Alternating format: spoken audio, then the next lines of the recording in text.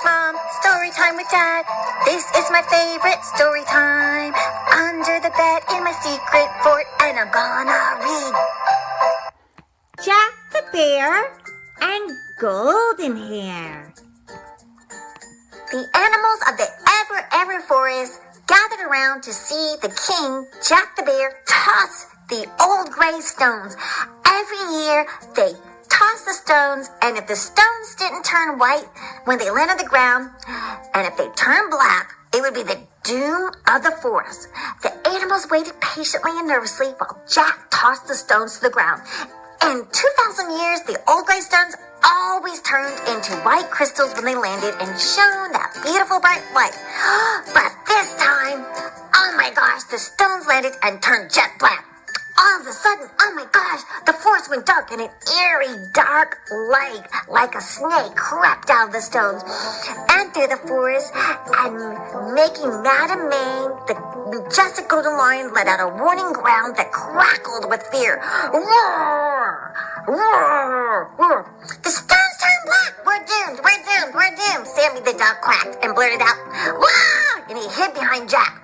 And the eerie dark light flew around the forest like a flying serpent, and everything it touched turned black. It turned pink roses black. The curses started, but Jack's enchantment will hold, said Ozzy the beaver pompously. And the dark light went everywhere it touched. It touched everyone. It touched Piper, Popper, the purple bunny, and the white and cottontail turned black. Oh no, look at the flowers. They're all turning black, right? Piper, Popper, the entire forest will be turned black by midnight. Will the wolves eat us after they lock us up? Sammy dared to say out loud, the duck. So, this is not a laughing matter, Nugget, scolded Popper, the mom of Nugget the bunny. And ha ha ha, chuckled Pepper Popper, the big baby boy bunny. Ha ha ha, it's not funny. And Pippa Popper, a pink bunny with a big fluffy white tail, hopped up and looked at Piper Popper. Pippa is mother to Margaret, the wife of Pippa Popper. Hee hee, the little Nugget bunny said. Mind your manners, even your father has a new colored tail, said Pippa as she sniffed and started to cry. Mainethia will be coming for us, said Madam Main urgently. This is not good. She'll be released from the dungeon, starved the squirrel. A punk rock squirrel with a blue mohawk on his head gasped. And capture us? Oh no, said Sammy the duck. Oh no, everyone run, everyone run. So everyone ran and was scared because what was going on. And so this is how the story began. And then chapter 1, Golden Hair, the intruder. So Golden Hair was getting ready because it was her big day. She was getting ready for her birthday surprise. And then, but everything she did, her hair would shine really bright and mess everything up. She went to the kitchen, and where her mom, Eleanor, was preparing a delicious meal of spaghetti sauce in a cooking pot above the stove. But when little Golden Hair walked in, it blinded her mother's eyes, and she knocked over the saucepan. Whack! Splat, splat, splat. Red spaghetti sauce all over the floor. And then Lord Byron, the family dog, licked it all up. So Golden Hair went to the garage where her father Garrett was tinkering with a new red sports car. Ting, ting, ting. And he was painting it red. And when Golden Hair came in and she saw her dad, her hair lit up and beamed a golden light. He accidentally picked up red-green paint instead of the red paint. And then her father had a rainbow red car and green. And so she's like, Golden Hair, can you go play with your brother? So she went into Roy's room, who was playing Space Invaders on his video game. Bing, bing, bing, bing, bing. He was winning. But when she came to the room, all of a sudden her golden hair shone bright, and then his aircraft was destroyed. Boink, boink, dunk, dosh, boink, doosh.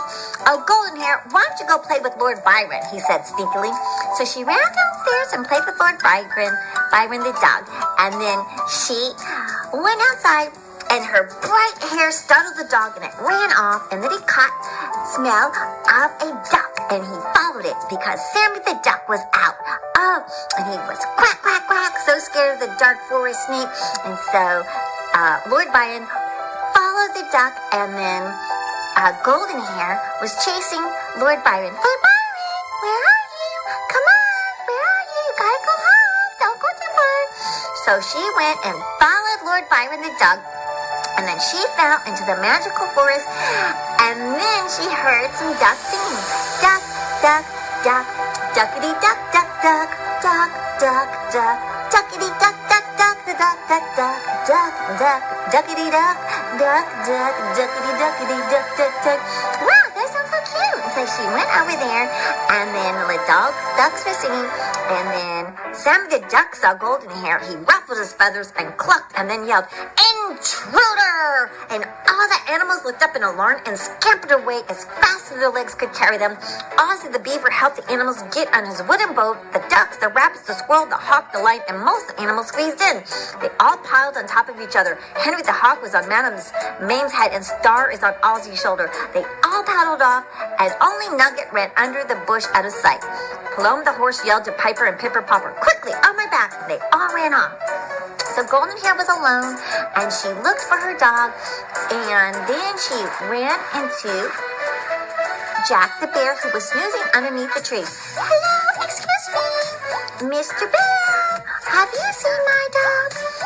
And Jack the Bear was meditating, and there he said to her, "Well, hello, who are you?"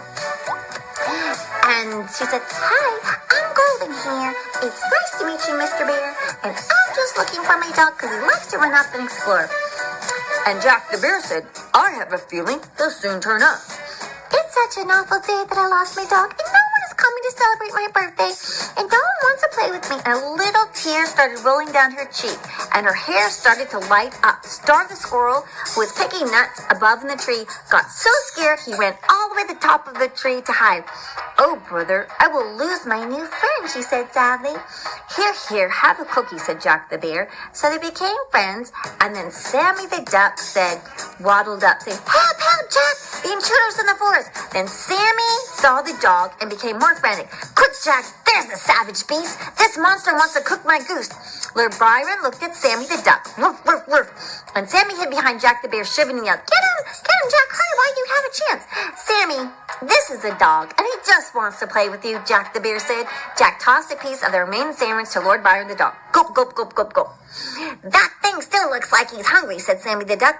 And then Sammy saw Golden Hair and pointed with his wing.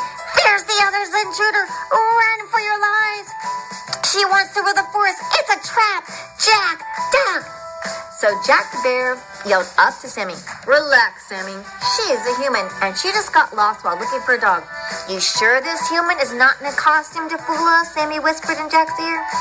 And so Jack invited Golden Hair to dinner, and then he showed her his beautiful house. On the outside, it was just regular, and inside, it was just so cozy and warm.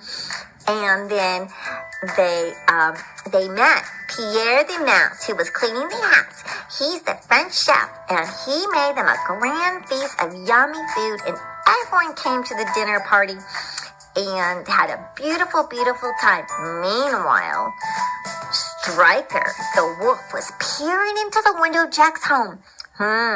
"Jack thinks he can beat us," he said to his bandit wolf brothers, Sizzle and Dribble, the wolves. "Ha ha, boss," chuckled Sizzle. "Fat chance, we got Queenie Menethia with her magic," Drizzle exclaimed.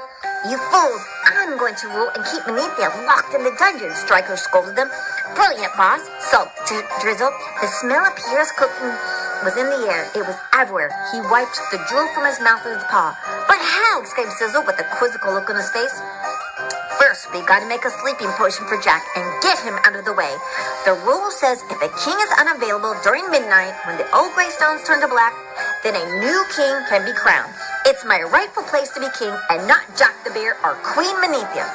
"Oh, the old double cross. How splendid," agreed Sizzle.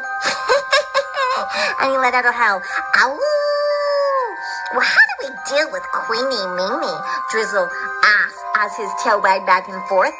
Sizzle laughed as Drizzle jokes. "Mimi, good one. Menethia thinks I'm going to give her the crown, but I will keep it for myself. She won't be able to gain her powers without it, and I'll keep her locked in the dungeons for another 2,000 years. She's too old to rule anyway," Sizzle agrees. "And and leathery. Her bones are too tough for us to even chew. Quick, time to make a sleeping potion and get Jack to Skull Castle at the jagged end of the forest. So they worked on their plan, and then Striker went to the castle, and there was old, long, pointy nose with warts and all, who came to the window. It was Queen Menethia. So the time is near, screeched Queen Menethia. She pressed her old, wrinkly, leathered face to the window. Her breath was foul. She had black lips, and her teeth were long and yellow. Her musty breath leaked out as she spoke. The smell was old like garbage. Ooh, Sizzle gasped from the terrible breath of Menethia. He used his paw to wave off the stinky breath coming out of Menethia's mouth as she spoke. Drizzle poked him to be quiet, but made a gagging cough sound. He whistled Drizzle. Stinky meaning. They both giggled and laughed. Silence, you fools, or I will turn you into toads, Menethia warned the wolves with her fingertip. Her nail was so long it had curled at its tip. I have made a strong potion that you must make sure Jack takes. He'll be sleeping like a little bitty baby. He'll be defenseless, and I'll have the kingdom back. She handed the potion vial. That gray smoke bubbled from it, so Striker took the vial potion. Make sure he takes this, my queen. Good, my pet. Good. Return to me with the crown, and you shall be rewarded as my royal guard, Menethia told him. Go now quickly, or it will be midnight soon, and I don't want us to miss a chance. There is nothing to stop us. Her old, wrinkled hand stroked him on the head. Yes, my lady, Striker bowed. He then commanded his brothers to follow him on their task by letting a big howl. Ow! Queen Menethia let out a loud and disturbing laugh that could be heard throughout the forest. Ah, ha, ha, ha, ha. Ah, ha, ha, ha. The forest will be mine soon. Menethia rubbed her hands together, and her swirling eyes glowed a deep ruby red. And then Striker and his wolf brothers rode out of Skull Castle, the dark in the forest, back to where Jack the Bear had planned a surprise party for Golden Hair. And then you'll have to stay tuned for